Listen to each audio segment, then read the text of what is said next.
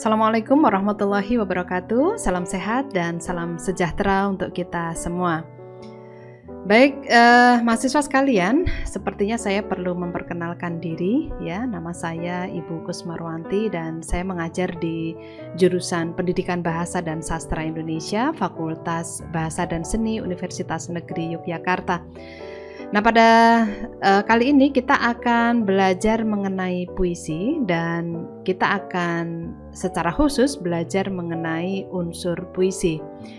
Nah, sebenarnya ini bukan satu hal yang baru karena kita belajar unsur puisi itu sejak kita duduk di bangku sekolah ya, sejak SMA atau mungkin malah sejak SMP.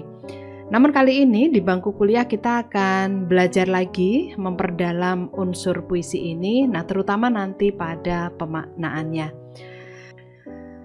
Saya membayangkan puisi itu seperti rumah ya. Jadi sebagaimana kita lihat di dalam gambar, rumah itu punya pondasi.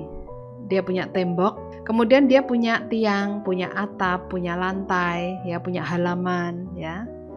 Kemudian dia punya teras ya. Dan rumah itu bisa berdiri karena dibangun oleh berbagai unsur. Ya, unsur apa saja itu? Ada pasir, ada batu bata, ada semen, ada air, ada kayu, ada genteng, ada keramik dan sebagainya. Nah, rumah itu bisa menjadi sebuah rumah karena unsur-unsur ini. Artinya inilah unsur pembangun sebuah rumah. Nah, bagaimana dengan puisi? Puisi pun juga begitu ya. Jadi puisi itu juga dibangun oleh berbagai unsur. Namun unsur puisi itu berbeda dengan unsur rumah. Di dalam puisi kita mengenal ada unsur bunyi, ada unsur diksi, citraan, gaya bahasa, lalu ada tipografi, ada tema, amanat dan sebagainya. Nah, meskipun unsurnya berbeda ya, kita dapat menganalogikan keberadaan dan fungsi unsur puisi dengan unsur rumah. Nah, mari kita cermati. Rumah yang bagus itu bukan rumah yang pasirnya atau semennya banyak.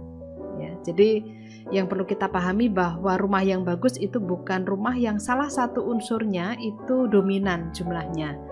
Apakah itu pasirnya, apakah itu semennya, apakah itu mungkin batu batanya ya, ataukah itu airnya, ataukah itu keramiknya dan sebagainya. Bukan yang seperti itu gitu ya. Nah, rumah yang bagus itu yang seperti apa? Rumah yang bagus itu rumah yang memiliki perpaduan unsur-unsur yang proporsional dan tepat, dan ini tergantung dengan jenis rumah yang dibangunnya. Kita bisa mencontohkan misalnya kalau kita membangun rumah kayu ya. Namanya rumah kayu, pasti kayunya lebih dominan. Meskipun kayu dominan bukan berarti dia tidak butuh semen, bukan berarti dia tidak butuh pasir ya, karena untuk membangun pondasi dia tetap butuh itu gitu ya. Nah, rumah kayu pun juga beberapa bisa dipadu-padankan dengan rumah tembok gitu ya.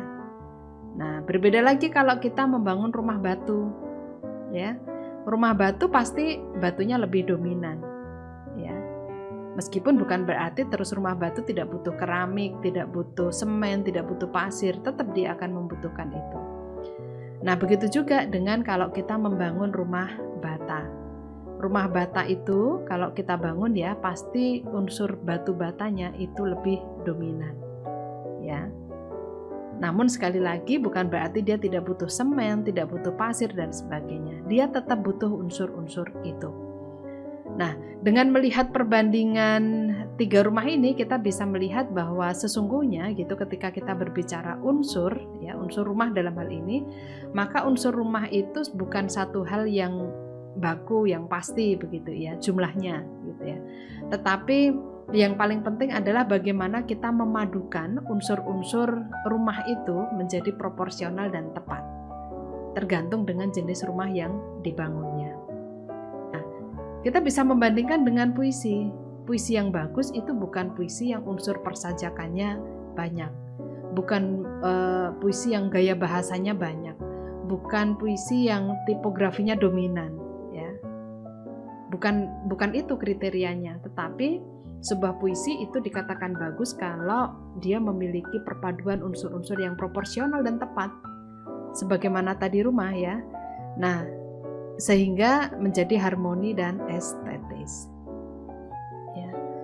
Nah, karena itu kemudian kita di sini melihat bahwa unsur-unsur itu harus kita dudukkan secara proporsional, sekali lagi ya, bukan berarti terus kalau puisi itu unsur persajakannya banyak. Oh, kalau kita hitung unsur persajakannya itu ada 10. Oh, berarti ini puisi yang bagus. Tidak selalu. Meskipun ada juga puisi yang persajakannya banyak dan tetap bagus gitu ya.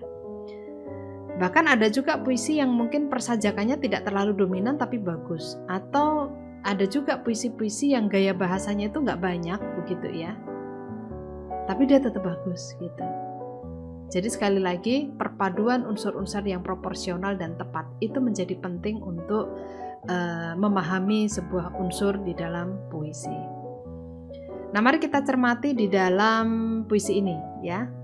Ada 2 puisi yang akan kita bandingkan, yaitu puisi Lingsir dan puisi Lanskap. Ini sama-sama puisinya Sony Farid Maulana. Kita lihat puisi yang pertama dulu ya, Lingsir. Jejak atas pasir diusir deras arus air. Maut bergulir, matahari pun lingsir.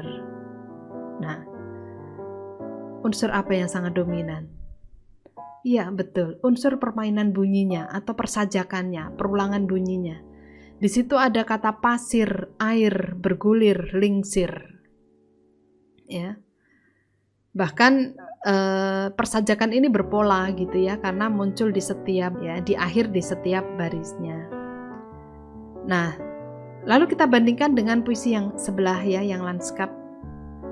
Aku mendengar nyanyian angin pagi di tangkai pohonan. Apakah pola persajakan ada di dalam puisi itu? Tidak, ya. Jadi sajak akhirnya tidak muncul di dalam puisi yang kedua. Atau kita lanjut ke bait yang kedua. Aku melihat cahaya sunyi matahari berkilau lembut dalam bening embun pagi yang bergayutan di punggung rumputan. Apakah pola persajakan seperti dalam puisi Lingsir ada di dalam puisi ini? Juga tidak ada. Tetapi puisi ini meskipun tidak ada persajakan seperti dalam puisi Lingsir, puisi ini tetap bagus. Ya. Lalu apa yang ada mungkin bisa kita cermati dominan, langsung bisa kita tangkap selain diksi ya, karena diksi pasti ada di dalam puisi. Coba kita cermati. Aku mendengar nyanyian angin pagi di tangkai pohonan. Angin pagi itu tidak bisa bernyanyi. Sehingga di sini angin pagi itu digambarkan seperti nyanyian ya, benda hidup gitu ya, yang tampak gitu ya, di tangkai pohonan. Atau di sini dalam bening embun pagi yang bergayutan di punggung rumputan. Embun pagi digambarkan bergayutan di punggung rumputan. Saya membayangkan seperti embun pagi ini punya tangan ya, yang kemudian dia bergelantungan di rerumputan gitu ya.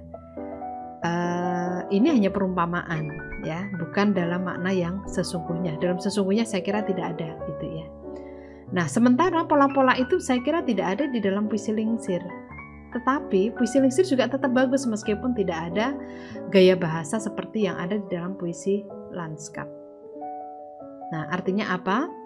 Artinya kalau kita membahas sebuah unsur puisi, maka sekali lagi kita tidak sedang berbicara mana yang paling dominan jumlahnya ya, tetapi mana yang paling proporsional dan tepat untuk membangun sebuah puisi. Nah, semoga bisa dipahami. Demikian tadi penjelasan ya mengenai unsur puisi ya. Terima kasih atas perhatiannya dan selamat belajar.